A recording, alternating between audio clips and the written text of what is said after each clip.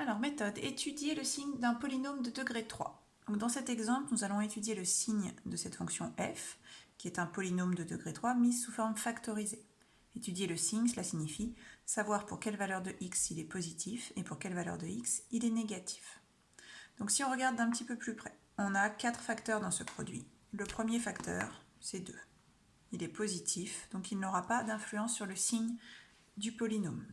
Ensuite, on a 3 facteurs qui sont tous des fonctions affines dont on a revu précédemment comment étudier le signe. Donc nous allons créer un tableau de signes avec une ligne pour le signe de x plus 1, une ligne pour le signe de x moins 2, une ligne pour le signe de x moins 5. Dans un premier temps, nous allons créer un tableau de signes par fonction affine et ensuite nous regrouperons dans un seul tableau. Alors si j'étudie le signe de x plus 1 comme vous l'avez fait dans les exercices pour la dernière fois, le coefficient de x est positif, ça signifie que notre fonction affine x plus 1 est croissante, donc d'abord négative, puis positive. La valeur qui va ici est le nombre pour lequel elle est égale à 0, c'est-à-dire x égale moins 1. Si on regarde bien, il s'agit d'une des racines de la fonction du troisième degré. Ici, on a moins 1. Si je fais la même chose pour la deuxième fonction affine x moins 2, je vais avoir une fonction qui est à nouveau croissante, puisque le coefficient de x est positif, donc elle sera négative puis positive. La valeur pour laquelle elle vaut 0, c'est x égale 2. Je termine pour mon dernier facteur, x moins 5, donc ça correspond à une fonction croissante, puisque le coefficient de x est positif, donc la fonction est d'abord négative puis positive, et la valeur qui annule cette fonction, c'est x égale 5. Donc il s'agit de regrouper ces trois tableaux en un seul tableau, c'est-à-dire n'avoir qu'une seule ligne de x dans laquelle on va trouver ces trois valeurs.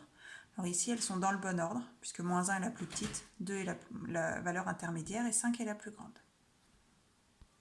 Donc je retrace un tableau plus grand avec, sur la première ligne, les trois valeurs que nous avions tout à l'heure, moins 1, 2 et 5, en pensant bien à les mettre dans l'ordre croissant.